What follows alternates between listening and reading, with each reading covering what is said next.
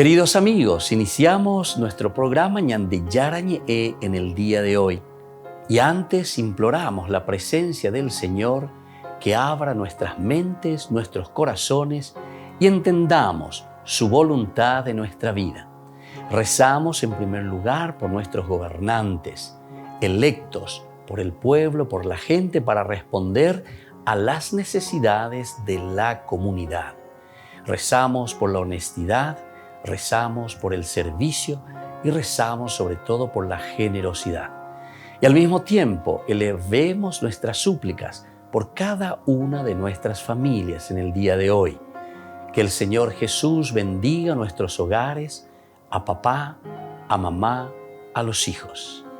Y por último rezamos también por todos los agentes de pastoral que están al frente de evangelizar y hacer llegar la palabra de Dios en la construcción del reino de Dios. Iniciamos de esta manera en el día de hoy nuestro programa Ñande Yarañe. Este programa cuenta con el apoyo de la Fundación Santa Librada. Bienvenidos a Ñande Yarañe, un espacio de reflexión donde compartimos con el Padre Víctor Luis Cabañas sus conocimientos sobre el Antiguo y Nuevo Testamento.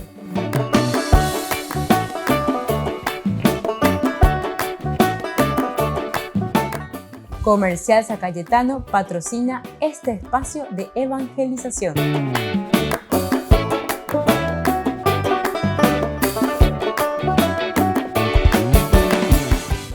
Queridos amigos, estamos iniciando nuestro programa Ñande Yarañe Antiguo Testamento y como todos los días con nuestro curso bíblico vamos reflexionando ahora sobre el libro de los jueces, un libro muy interesante, un libro que pone las bases para uno de los objetivos principales que nos presenta la Biblia como estructura principal, que es la monarquía justamente.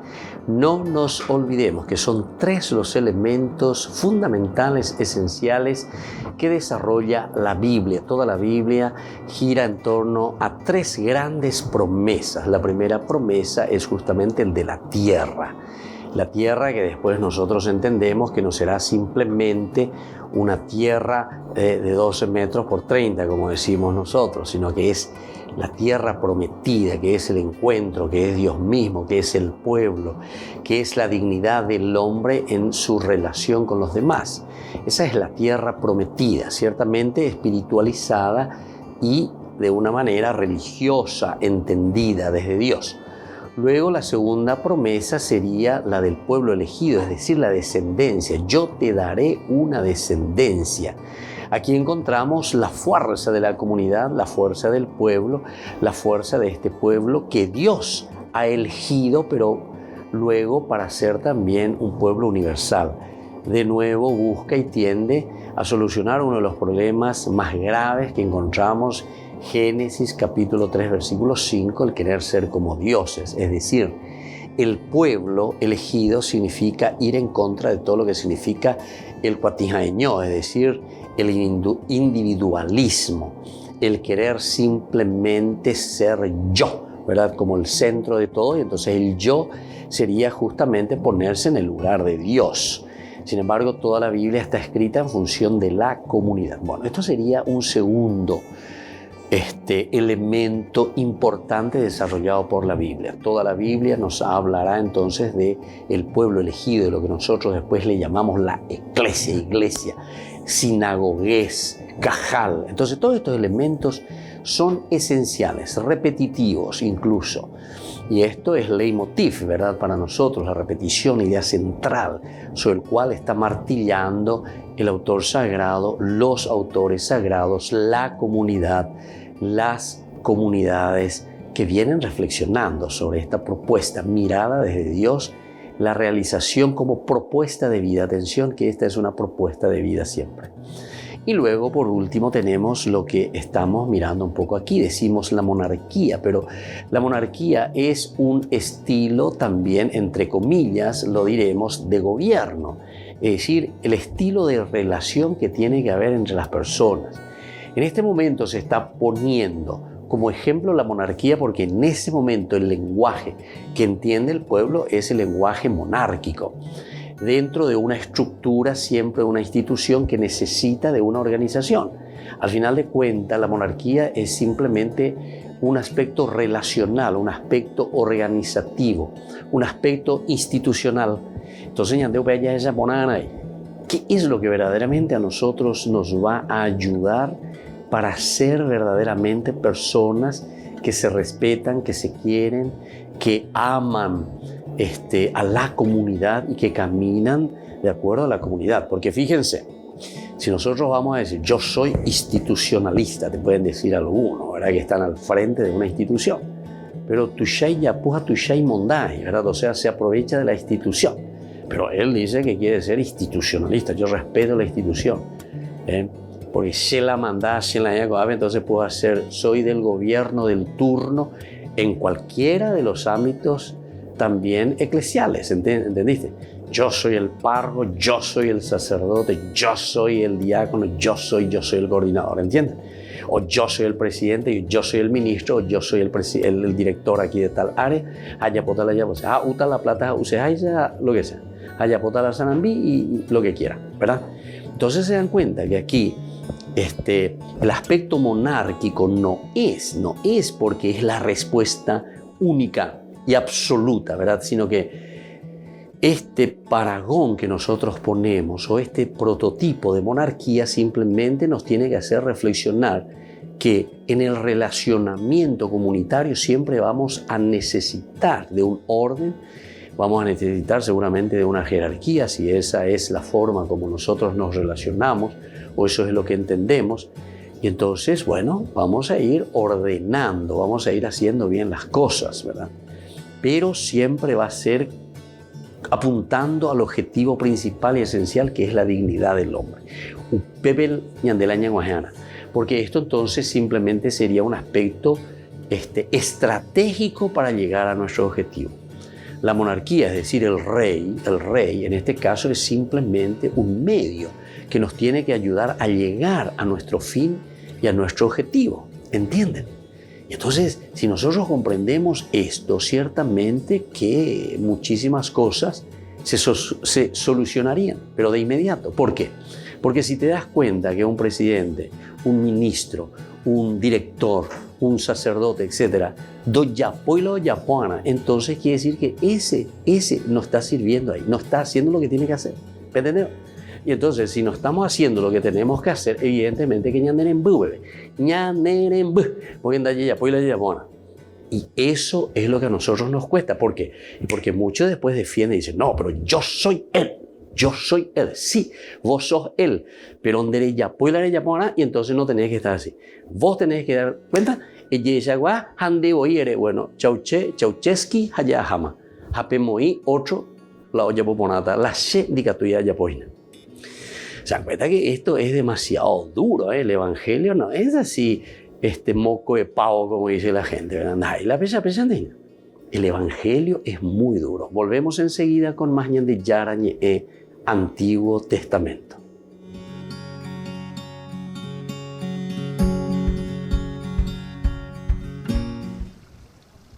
A pocos pasos del Panteón, en pleno centro de Roma, se sitúa esta discreta tienda de discos. Y entre sus clientes más fieles tienen nada menos que un papa. Francisco sorprendió a los dueños del negocio con esta inesperada visita. En realidad es un viejo conocido. ¡Santo Padre! No vino a comprar discos, vino para bendecir el local.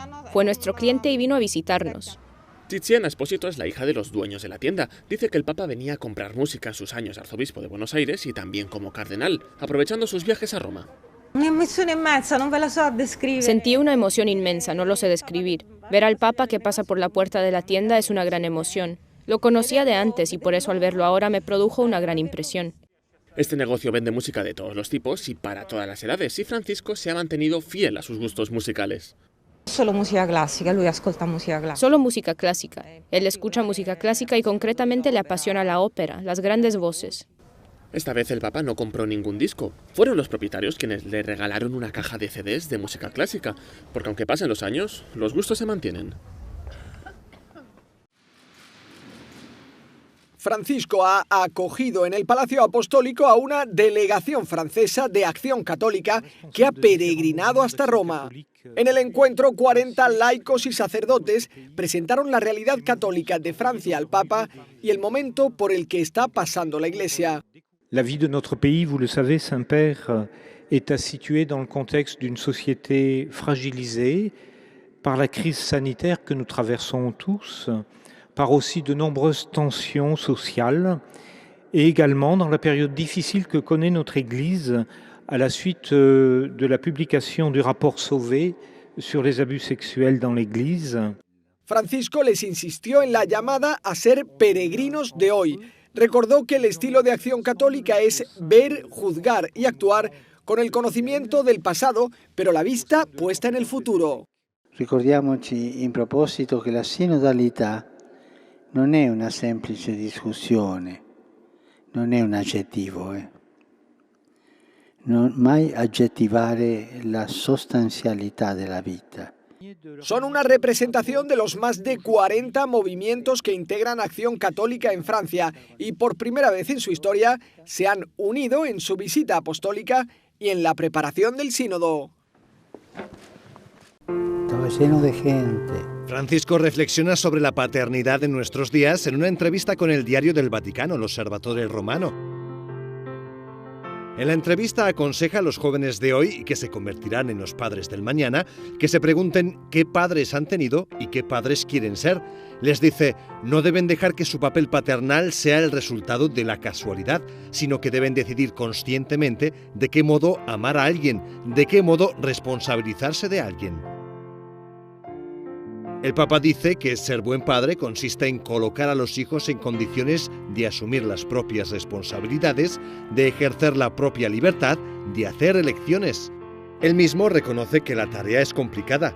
L'amore è prendersi carica degli altri. L'amore non è suonare violini lì, tutto romantico, no? No, l'amore è lavoro. El Papa también recuerda que un verdadero padre no te dice que irá siempre todo bien, sino que cuando las cosas no irán bien, podrás afrontarlas y vivir con dignidad esos momentos, esos fracasos. Francisco señala que el buen padre es el que sabe retirarse cuando los hijos van creciendo, para que su hijo pueda emerger con belleza, con su singularidad, con sus elecciones, con su vocación. En toda buena relación, el Papa dice que es necesario renunciar al deseo de imponer una imagen desde arriba, una expectativa, una visibilidad, una forma de llenar la escena completa y constantemente con excesivo protagonismo. Francisco dice que estas características deben ser adoptadas también por la Iglesia, que debe desarrollar la paternidad y enseñar a tomar decisiones. Que trabaja todos los días para educar a sus hijos.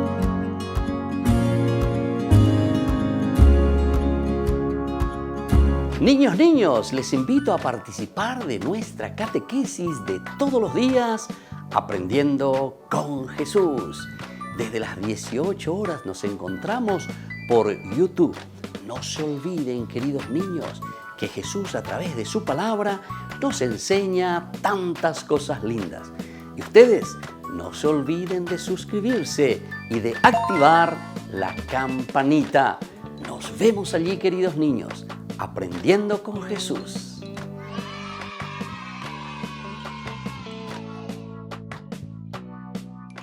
Queridos amigos, les invito a todos a participar de los cursos bíblicos Ñande Yarañe e Antiguo Testamento. A través de YouTube, visite nuestra biblioteca virtual Ñande Yarañe e Antiguo Testamento. Y les invito a todos a suscribirse y a activar la campanita. Nos vemos allí. Ñande Yarañe e Antiguo Testamento.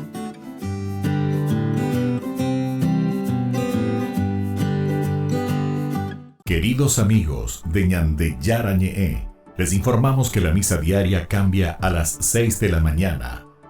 Todos están invitados a participar a través de los medios de comunicación. Les invito a participar de nuestro programa Jóvenes para los Jóvenes en Familia. Nos encontramos todos los domingos a las 15 horas por YouTube.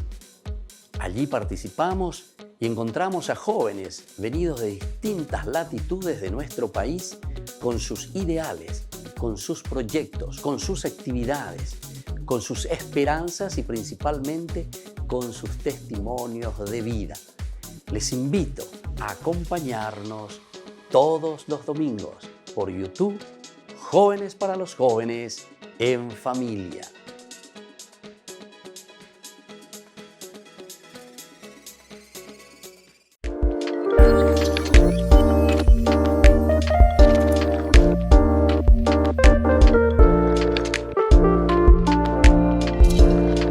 ¿Qué es el sacramento del matrimonio? Este sacramento tan importante es la unión del hombre y la mujer en orden de construir una familia. Recordemos que todo sacramentum, decíamos nosotros del latín, es ese signo visible de la presencia de Dios a través de una de las consagraciones de nuestra propia vida. Es decir, en el matrimonio nosotros estamos consagrando el amor de la pareja, el amor del esposo y el amor de la esposa. Si nosotros queremos hacer un camino de santidad, hacemos a través del sacramento del matrimonio. Es decir, nos comprometemos y decimos que queremos meter a Dios en nuestra vida. Queremos que Dios haga parte de este proceso y de este caminar. Porque nuestra vida cotidiana de familia, porque es el ideal de la familia la que nosotros estamos caminando y estamos construyendo, porque eso se construye cada día, en ese lugar le ponemos a Dios.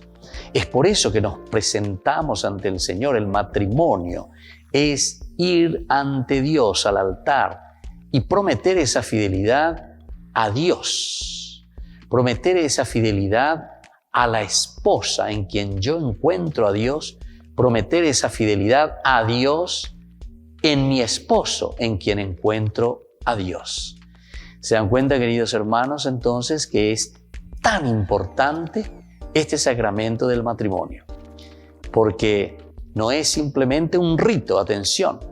Toda vez que nosotros hacemos simplemente como un rito, después perdemos el sentido y ante los problemas y las dificultades preferimos dejarlo todo.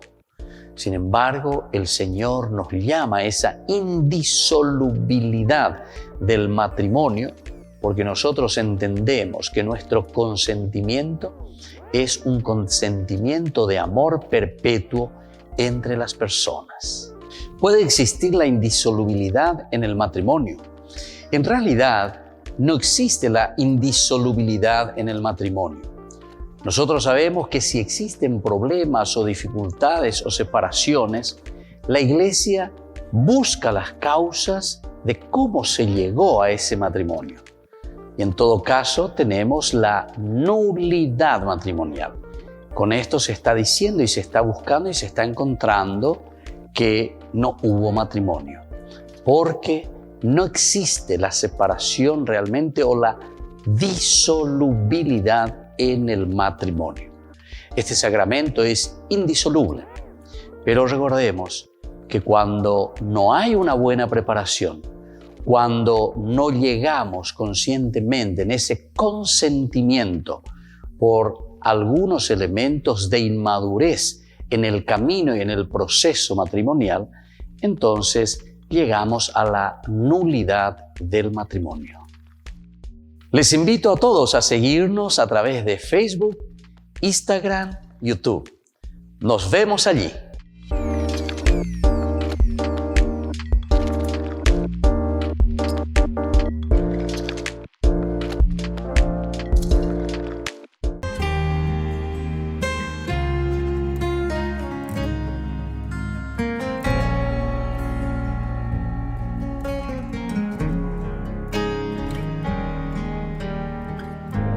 Sé que soy la niña de tus ojos, la creación perfecta que has hecho en mí. Nunca sabré cómo agradecerlo, mi Señor, por Por eso con mi canto yo te alabaré. Porque me amas, porque me quieres, por eso vivo para ti. Toda mi vida, mi juventud es para ti. Porque me amas, porque me quieres, por eso canto para ti. Yo nací para adorarte, mi Señor.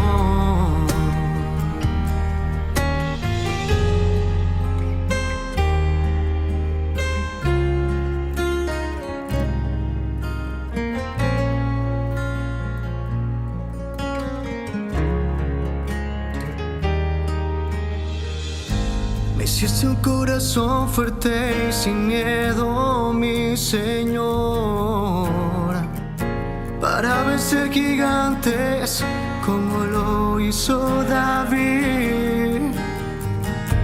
Nunca sabré cómo agradecerlo, mi Señor. Por eso con mi canto yo te alabaré. Porque me amas, porque me quieres, por eso vivo para ti. Toda mi vida, mi juventud es para ti. Porque me amas, porque me quieres, por eso canto para ti.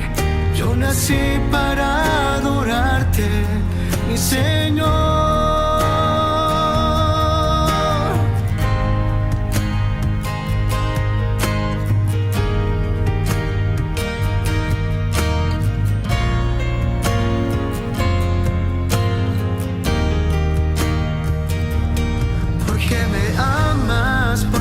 Quieres, por eso vivo para ti. Toda mi vida, mi juventud es para ti. Porque me amas, porque me quieres, por eso canto para ti. Yo nací para adorarte, mi Señor. Yo nací para adorarte, mi Señor.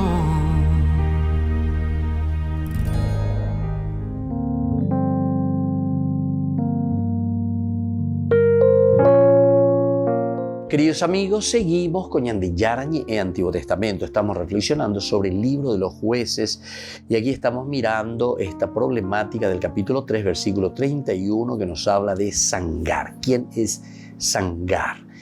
Por una parte estamos diciendo que es un hombre hurrita, se toma del libro, o mejor dicho, del cántico de Débora en el capítulo 5, versículo 6, aparece así tal cual, Sangar, hijo de Anat, y la situación que se nos presenta, ¿verdad? Pero es un hombre hurrita. Se trata menos de un salvador que de un potentado local, parece. Se está refiriendo a un hombre así. Sin duda es extranjero en el propio Israel. Esto podría explicar el hecho de que en el capítulo 3, versículo 31, Sangar no ejerce ninguna judicatura real sobre Israel. Es decir, por el hecho de ser un extranjero, por el hecho de ser un potentado dentro de la tierra de Israel, nada más. Entonces, por eso no tiene ninguna judicatura, solamente se le nombra así, que salvó, dice, de los filisteos. Ahora, a diferencia de Otoniel, por ejemplo, que fue el primero de quien nosotros hablamos en el capítulo 3, versículo 10 y siguientes, o Ehud también, que va y que salva a su tribu, incluso parece que hay todo un levantamiento, estuvimos estudiando, hay aquí una judicatura de manera ya verdaderamente bien explícita, en cuanto que de los otros, o mejor dicho, de Sangar, simplemente de una manera un poco implícita, ¿verdad? Así, como que defendió, dice, salvó en el capítulo 3. Después de él vino Sangar, hijo de Anat, que derrotó a 600 filisteos con una picana de bueyes. Solamente esta es la información.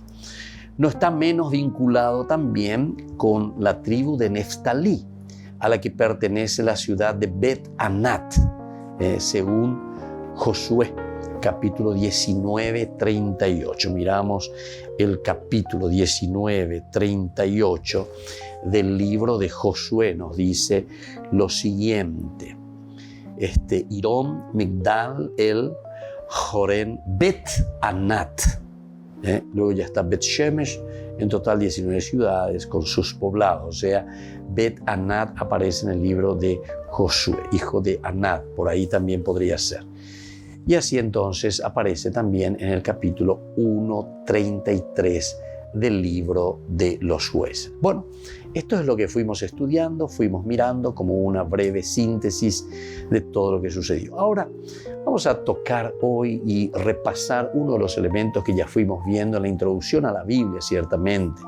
Ustedes pueden mirar en la biblioteca virtual que tenemos de Ñande Yara Ñe a través de YouTube, en nuestra biblioteca Ñande Yara Ñe Antiguo Testamento. Allí encontraremos este estudio bíblico a los primeros pasos que fuimos dando. Hicimos una pequeña introducción. Queremos hablar un poco de esta estela de Mesha o de Mesá, ¿verdad? Rey de Moab, porque este es un documento muy importante para la arqueología.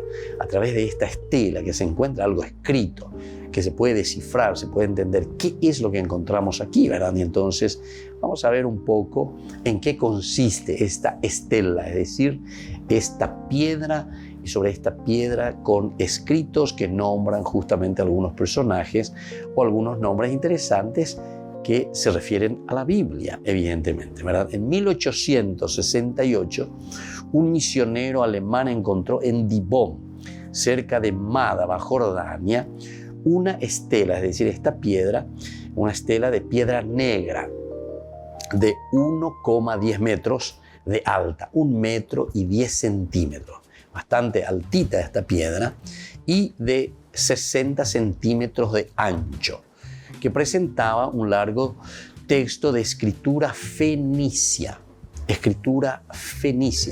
o si no, lo que nosotros podemos conocer también con el nombre del hebreo antiguo. La podemos ver en el Museo del Louvre actualmente. Se encuentra ahí esta piedra en Louvre, en las antigüedades orientales. Esta inscripción narra cómo Mesha, que es rey de Moab, liberó a su tierra del yugo israelita. O sea, estos son documentos, estas son cosas entonces que están escritas y por lo tanto queda, y la arqueología nos trae datos maravillosos. El rey de Moab dice que él liberó su tierra de los israelitas, de una extraordinaria importancia para la historia de Israel, ciertamente, y de sus relaciones con Moab en el siglo IX antes de Cristo. Nosotros ciertamente, libro de los jueces, estamos hablando del siglo XII, 13, 12, 11, ¿verdad? 12, 11, lo más importante. Ahora, entre el 852 y el 842 sería, 852 y 842. Ahora, esta estela ofrece también la primera mención del nombre divino que nosotros conocemos como Yahvé, el verbo Yahá, que aparece fuera de la Biblia. En la Biblia aparece este nombre, ¿verdad? Pero luego no tenemos ningún otro nombre, otra inscripción donde aparezca este nombre. Pero aquí en esta estela aparece, es decir, la primera vez que aparece fuera de la Biblia. En la Biblia ciertamente lo encontramos al 2x3, el Yehová, ¿verdad? El Yahá, la palabra o el nombre de Dios. Este texto es un buen testimonio sobre la guerra sacral y la práctica del anatema o de la prohibición. Seguiremos estudiando un poco más y seguiremos profundizando este tema de la estela de Mesha. Volvemos enseguida con más Ñande Yara Ñe Antiguo Testamento.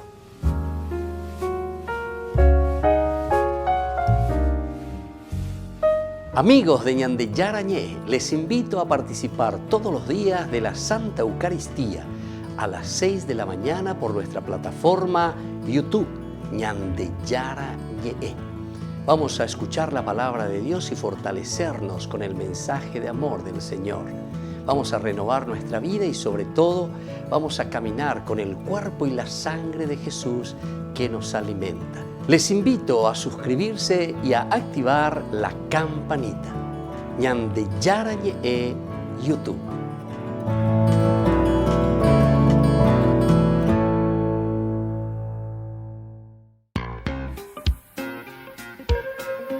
En la ciudad de Luque, la economía se llama Supermercado San Cayetano. Compruebe sus precios bajos en productos cárnicos de primera calidad.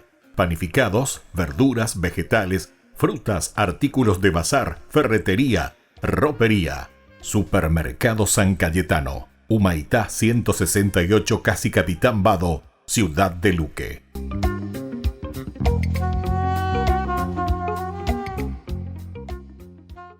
Queridos amigos, ¿quieren conocer los libros del Nuevo Testamento? Les invito a través de nuestra biblioteca digital por YouTube, Ñande Yarañe Nuevo Testamento. Ya hemos desarrollado los libros de San Marcos, San Mateo y ahora estamos comenzando el libro de San Lucas. Les invito a suscribirse y a activar la campanita. Nos vemos allí.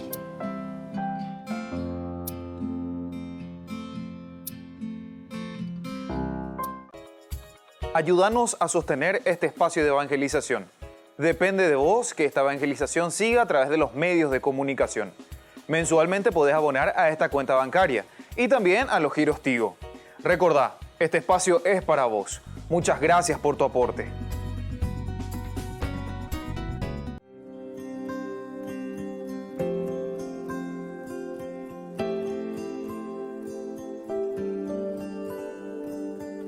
Este es el lugar donde quiero encontrar quién soy para ti, quién soy en verdad. Solo en ti encuentro paz. Sé que escuchas mi voz,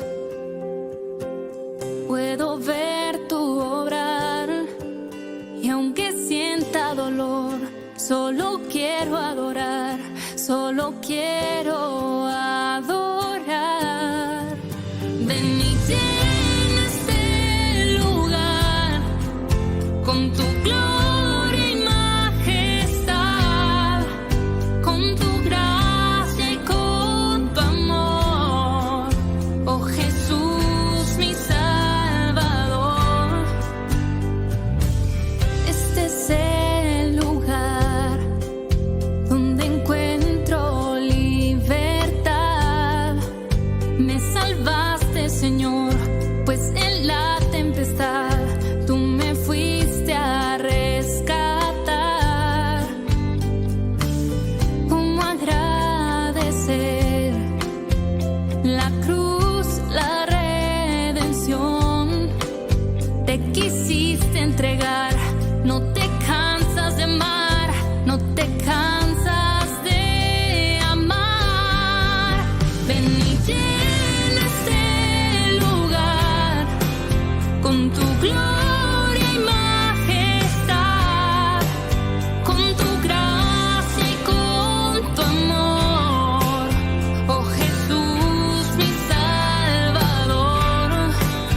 Ven y llena este lugar con tu gloria y majestad, con tu gracia y con tu amor.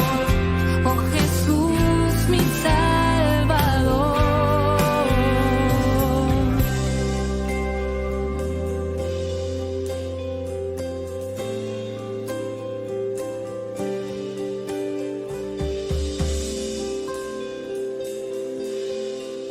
Ven y llena este lugar con tu gloria y majestad, con tu gracia y con tu amor. Oh Jesús, mi Salvador. Ven y llena este lugar, ven y llena este lugar, ven y llena este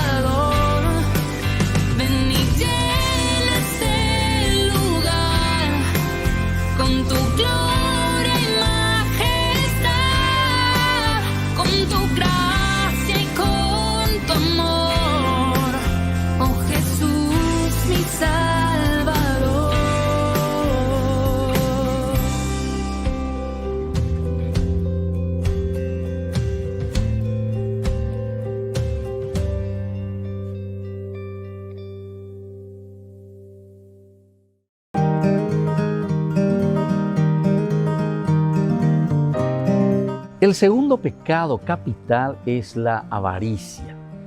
Y la avaricia es la inclinación o deseo desordenado de placeres o de poseer las cosas. Es uno de los pecados capitales, es decir, que está al frente de todo y que luego va generando otros pecados. Está prohibido por el 9º y 10º mandamiento, como nosotros sabemos. El que es avaro, el que cuida solamente para sí mismo, poseer las cosas para sí mismo. Ahora, ¿cuál es la virtud para poder vencer a la avaricia? Y lo contrario a esto es la generosidad. Dar con gusto de lo propio a los pobres, a los que necesitan, pero que no se refiere simplemente a un bien material, porque algunas veces pensamos enseguida en la cuestión económica, en la cuestión del dinero. Somos también muy avaros con el amor, somos muy avaros con el tiempo dedicado a los demás, somos muy avaros con todo aquello que significa desprendimiento de nosotros mismos. La virtud, por lo tanto, de la generosidad nos invita a cada uno de nosotros a darnos, a ofrecernos, para que los otros también tengan ese tiempo y esa alegría de poder compartir esas cualidades y riquezas que solamente nosotros hemos recibido de Dios. Soy el Padre Víctor Luis Cabañas. Nos vemos en Facebook, Instagram y YouTube. Nos vemos allí.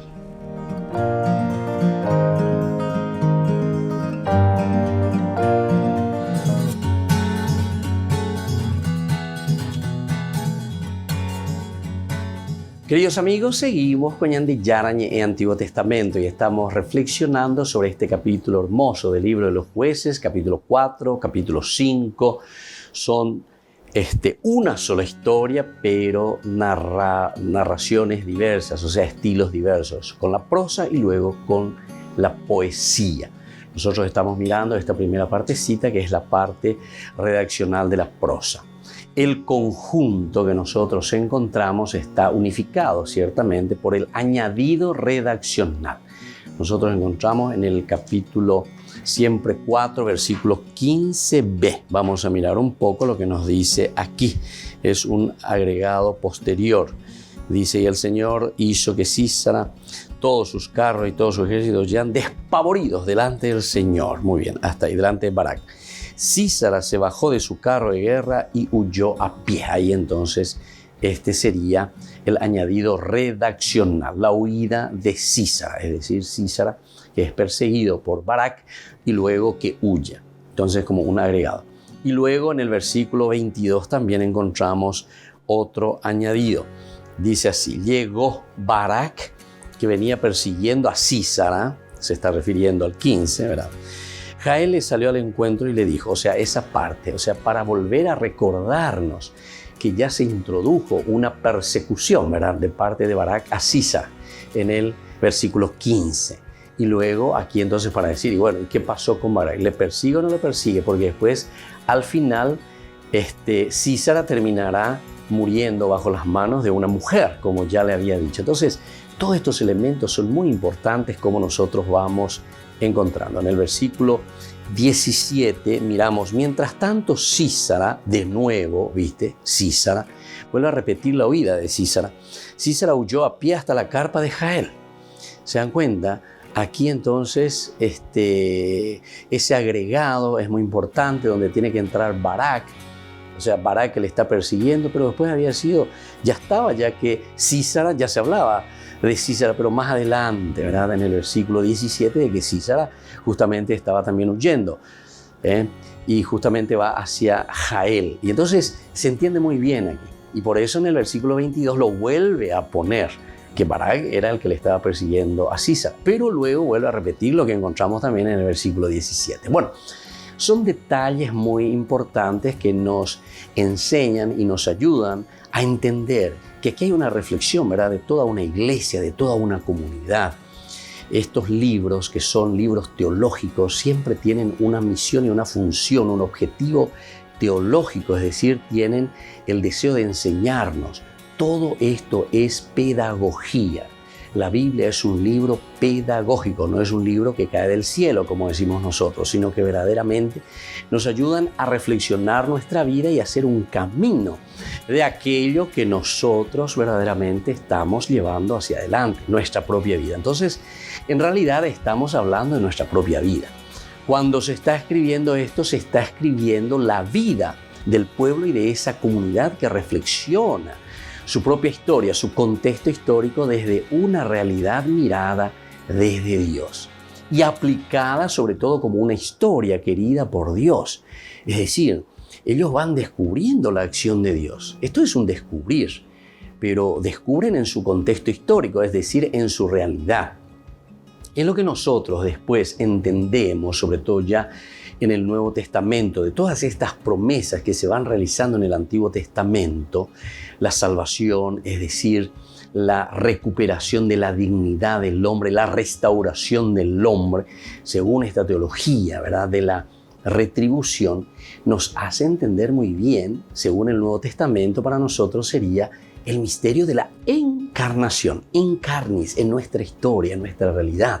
Es allí donde tenemos que entender entonces nuestra propia historia. No como estar esperando como pajaritos no sé qué cosa que venga del cielo y que haga todo por nosotros, sino que dentro de nuestra propia historia nosotros vamos construyendo, interpretando la acción y la presencia de un Dios que nos quiere, que nos ama y que nos regala todo. Y por lo tanto nos llama a un compromiso a nosotros, ¿verdad? Por eso que decimos siempre, y la Biblia se escribe para la comunidad. La Biblia nunca hace una reflexión simplemente para el yo, para el ego. No. Siempre la Biblia entonces es aquí el ñandé, ¿verdad? O sea, la comunidad que se responsabiliza de su camino y donde cada uno de nosotros, el yo, tiene razón de ser. Yo suelo comparar con ese juego del puzzle, ¿verdad? Que cada pieza de ese gran puzzle que cada uno tiene que ir completando, cada uno es una piecita, pero muy importante. Si esa piecita no está ahí dentro, entonces primero lo tiene que encontrar molan de cuara, dónde es el lugar de esa pieza. Y segundo, sabes muy bien que vos podés hacer todo el cuadro y si justo faltó 1 o 2 o 3 agujeritos, se dan cuenta que no está completo y es feo. Se dan cuenta que no está completo y es feo. A mí me parece que ese es un ejemplo maravilloso para entender y saber lo que significa verdaderamente el camino de la elaboración de la misma Biblia. La palabra de Dios, es decir, la palabra que viene al corazón del hombre y que comienza a reflexionar sobre eso y a ponerlo, ¿verdad?, por escrito, pero de una reflexión profunda de comunidad. Volvemos enseguida con más ñande yarañe e Antiguo Testamento.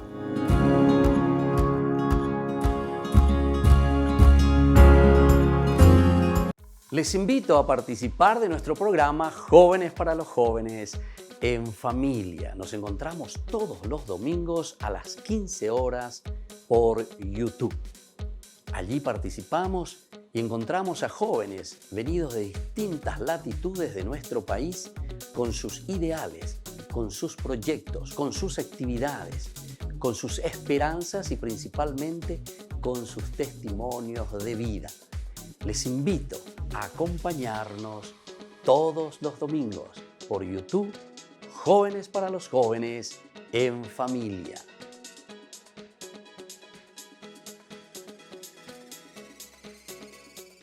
Niños, les invito a participar de nuestra catequesis de todos los días, Aprendiendo con Jesús. Desde las 18 horas nos encontramos por YouTube. No se olviden, queridos niños, que Jesús a través de su palabra nos enseña tantas cosas lindas. Y ustedes no se olviden de suscribirse y de activar la campanita. Nos vemos allí, queridos niños, Aprendiendo con Jesús.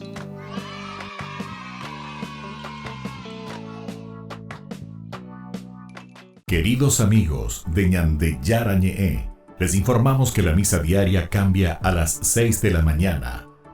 Todos están invitados a participar a través de los medios de comunicación. Queridos amigos, les invito a todos a participar de los cursos bíblicos ñande yarañe e Antiguo Testamento. A través de YouTube, visite nuestra biblioteca virtual, Ñande Yarañe Antiguo Testamento. Y les invito a todos a suscribirse y a activar la campanita. Nos vemos allí, Ñande Yarañe Antiguo Testamento.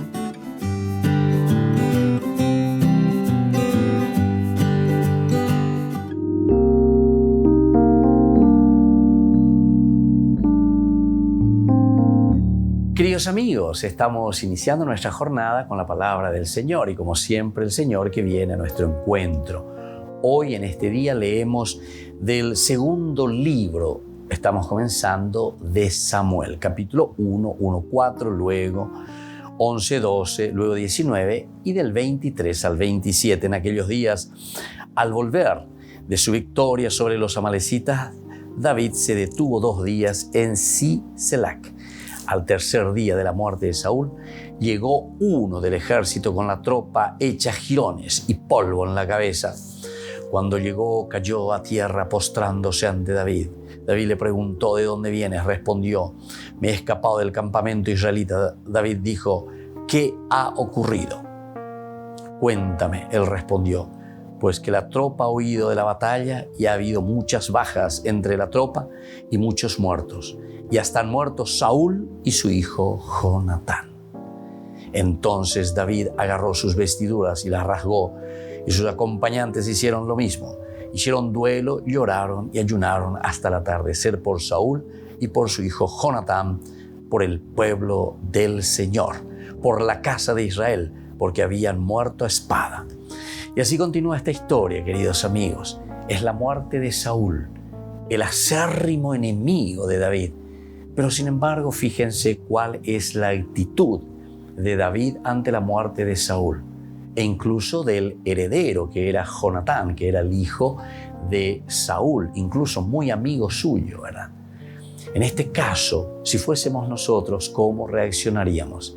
Alguien que te está persiguiendo, alguien que está detrás tuyo, alguien que incluso quiere tu muerte, porque Saúl estaba buscando la muerte de David.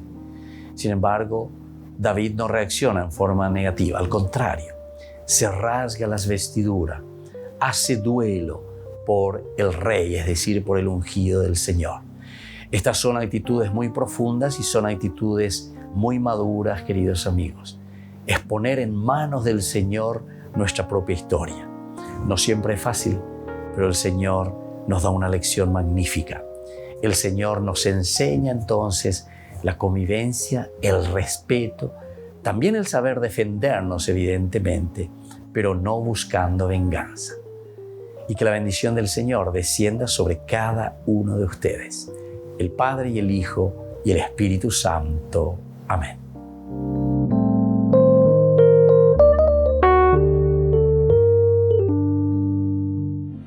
San Vicente Mártir es el patrón de la Archidiócesis de Valencia y también de Valencia Capital, donde murió sin renunciar a su fe tras ser torturado en el año 304 durante la persecución ordenada por el emperador romano Diocleciano.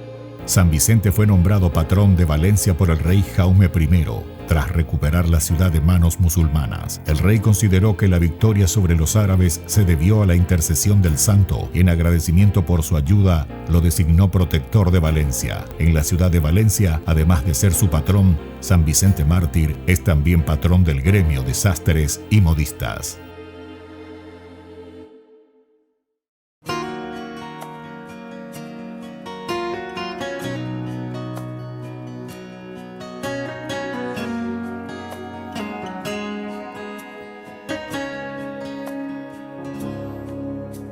En este momento a solas contigo, Señor, no puedo decir que te amo sin pedir perdón. Y sé que no puedo mentirte a ti, mi Jesús. Tú sabes que no he perdonado, que sin razón he juzgado y maltratado a mi hermano. Rendido vengo a tus pies, a entregarte mi pequeñez. Con tu gracia y amor límpiame, oh Jesús, sálvame. Rendido te pido perdón, me reconozco pecador. Mi vida te entrego, Señor, de mí ten compasión, de mí ten compasión.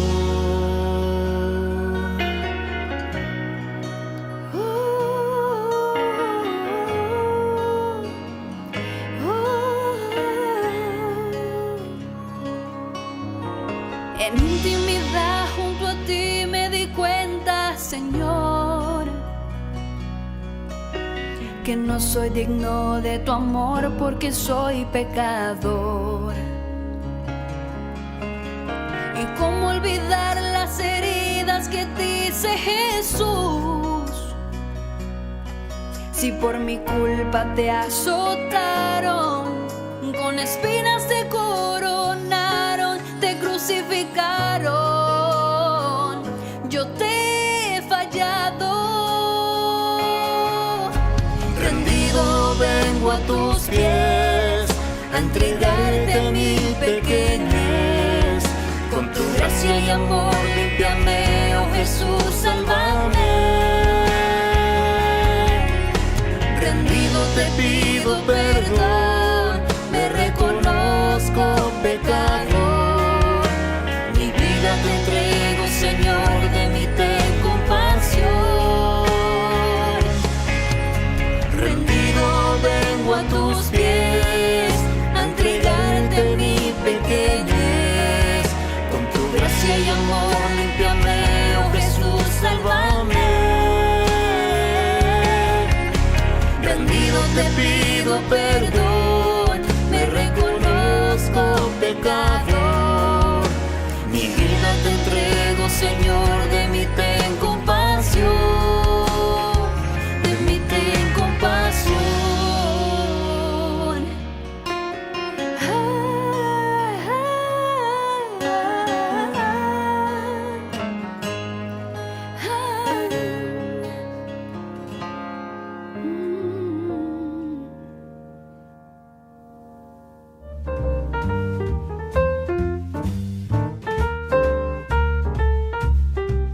Queridos amigos, seguimos con Ñande Yarañe en Antiguo Testamento. Estamos reflexionando sobre este libro maravilloso de los jueces. Tanta historia, tanta reflexión, y nosotros procuramos con nuestra exégesis, con nuestro estudio, con nuestra reflexión, ciertamente que no vamos a lo más profundo de una exégesis, ¿verdad?, que sería bastante árida y mucho más difícil, pero en fin, en una forma muy general para que tengamos una noción general de cómo la Biblia se va escribiendo, cómo esa iglesia va reflexionando, el cajal, el sinagogués, que se reúne, reflexiona, mira, ve y ahora entonces se está proyectando hacia adelante. Bueno, entonces estábamos diciendo aquí que se está desplazando hacia el Negev.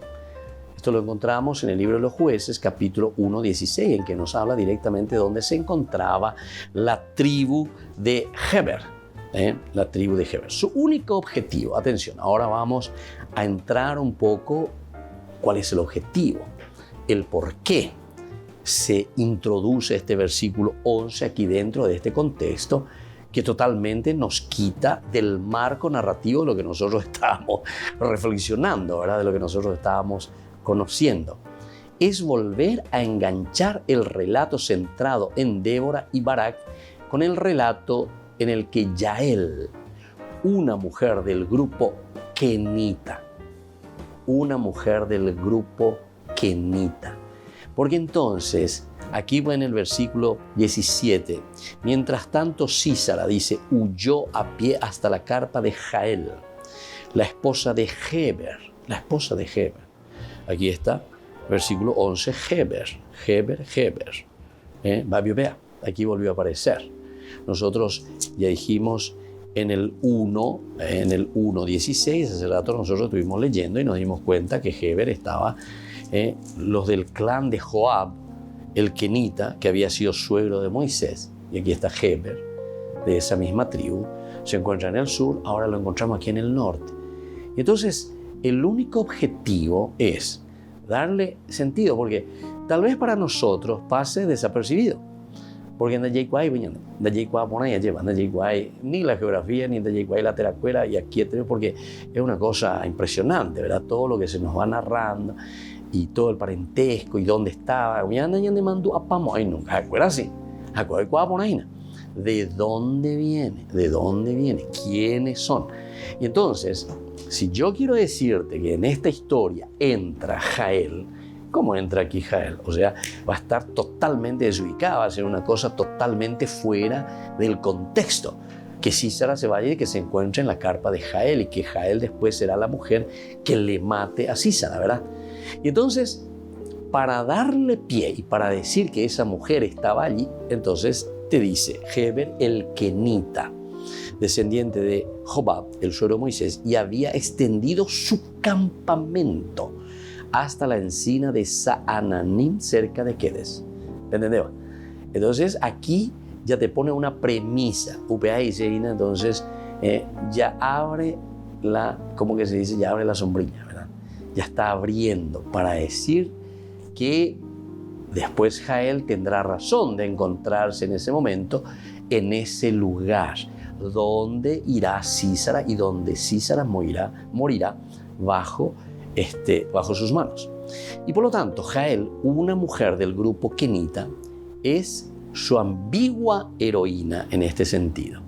Miramos un poco del versículo 17 al 21.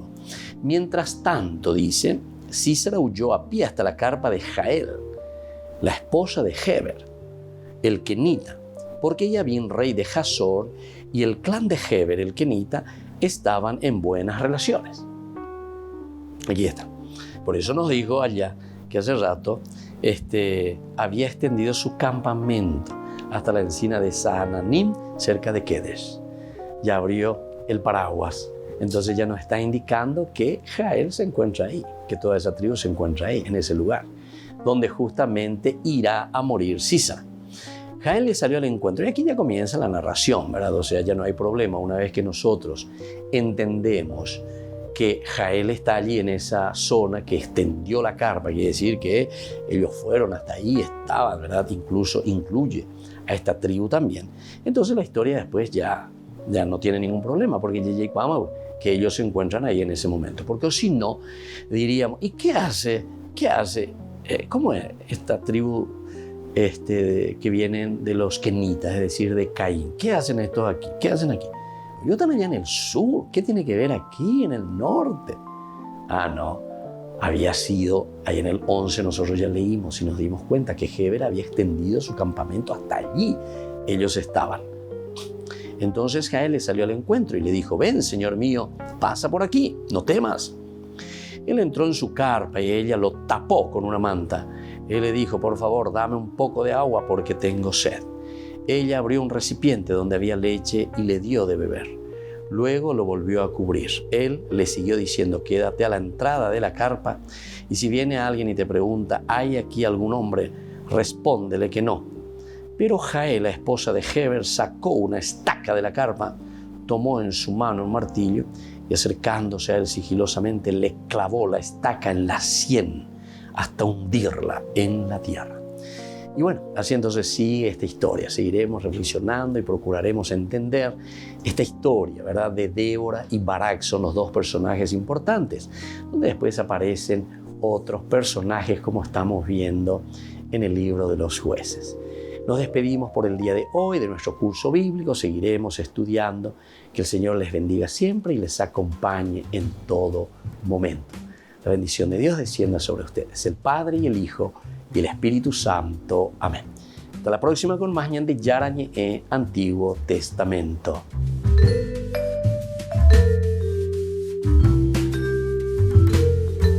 Este programa cuenta con el apoyo de la Fundación Santa Librada. Con esto concluimos nuestro programa Ñande Yarañe con el Padre Víctor Luis Cabañas. Les invitamos a todos a seguirnos todos los días por los medios de comunicación y también en nuestras redes sociales, Facebook, Instagram YouTube. Que Dios los bendiga y proteja.